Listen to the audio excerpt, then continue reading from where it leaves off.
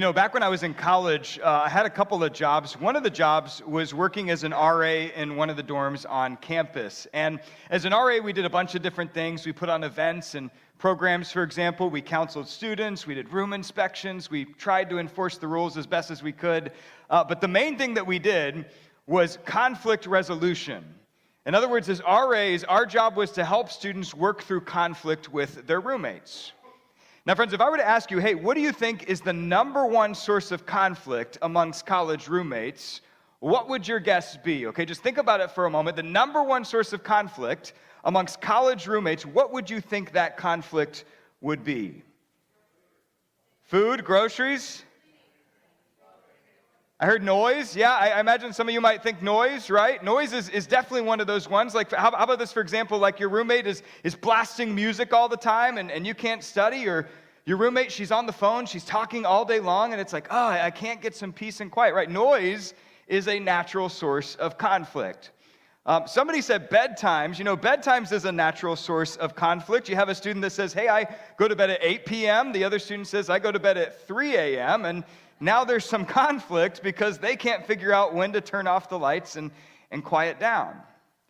And some of y'all said this when I heard it as well. Visitors are a source of conflict. Like, hey, you keep bringing in all these people, and I have no idea who they are, and they're touching my stuff, and now they're starting to eat my food, and this just isn't working out.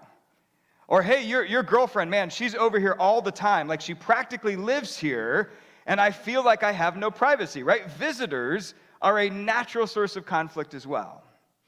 Now, here's the thing. All of y'all talked about them, and you listed some food, visitors, bedtimes. Those are all good answers, but none of them is the number one conflict. You know what the number one source of conflict is? Brace yourselves. It's the temperature of the room. In fact, when you look at research from colleges and universities, this is the one that comes up by a mile. Like, it's not even close. Like, you have bedtimes and visitors and food and all that stuff, and then there's the temperature of the room. Now, friends, when I learned this during RA training, I was like, oh, come on. Seriously? You got to be kidding me, right? The temperature of the room? But friends, I kid you not, during my time as an RA, the majority of my cases, believe it or not, dealt with the temperature of the room. Like, I can think of so many instances where I would sit down with two guys or two girls, and they would just argue about the temperature of the room. And they usually came dressed up for the affair. Like, one of them was in a hoodie and sweatshirt, and they had their joggers on, and they're like, oh, I am freezing in here. Like, I am so cold. I didn't come to college to live in a refrigerator. Like, we got to keep this place at 78 degrees at least. And then the other person, they'd be wearing a t-shirt and a tank top and shorts, things like that, and they would say, are you kidding me? 78 degrees? I am sweating in here. Like, I am drenched. I mean, we can't do 78 degrees. We got to do 68 degrees. And here's why. You can always put more clothes on. I can't take any more clothes off.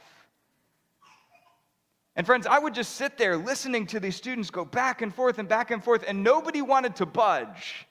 It was like they were at a standstill, and neither one of them wanted to come to a solution because, here's the thing, each of them in their own mind believed that their own path was the only path forward. And I would just sit there just listening to these students go back and forth thinking, this is weird, right? Like, this is bizarre. I mean, who does this? Who argues over the temperature of the room? Now, friends, fast forward a couple years. My wife and I got married. After we got married, we moved in together. And lo and behold, during our first few months of marriage, you know what our number one source of conflict was? Yeah, it was the temperature of the room. Years before, I thought students were crazy to argue about 68 degrees and 78 degrees, and yet here I was arguing about 68 degrees and 78 degrees.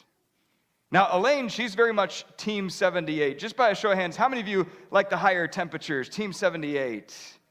Very good, very good. You enjoyed last Sunday in here, didn't you? Yeah.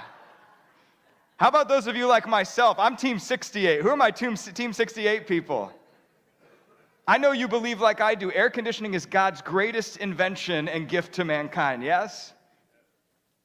During our first few months of marriage, Elaine and I found out pretty quickly that neither one of us were willing to budge on this issue of the temperature of the room. Like, we'd wake up in the morning, and Elaine would turn up the thermostat, and then she'd go and fix her coffee. While she was fixing her coffee, I would turn down the thermostat. And then she'd feel it, she'd come back with her coffee, she'd turn it back up, and we would do this in the car too. Like, I would turn on the air, and then she'd be like, oh, it's so cold, and she'd turn it off, and then I'd wait till she was on her phone and she was distracted, and I'd kind of, sneak it, turn it back on, and then she'd realize it a couple minutes later, she'd turn it off, and I'd say it's too hot, and she'd say it's too cold, and we did this back and forth and back and forth. We still do that in the car today, by the way. What we saw in those first few months of marriage, that Elaine and I, in terms of the temperature of the room, we had essentially come to a standstill. In other words, none of us were willing to actually do the work to come to some sort of compromise. And here's what I learned during those first few months of marriage. Take a look at this, that at the end of the day, take a look at this on the screen, Elaine saw things her way, and I saw things the right way. Now, friends, you laugh, but think about this for a moment. Isn't this true when it comes to our relationship with other people? Isn't it true that whenever we have a conflict or an issue or something like that, and you don't see eye to eye with somebody else, isn't it because that deep down you think you're right and the other person is wrong? Right? Like if only they could see things the way that you see them, then everything would be okay. And friends, isn't it also true that the other person also feels the exact same way? That if only they could get you to see the way things that they see them, then everything would be okay.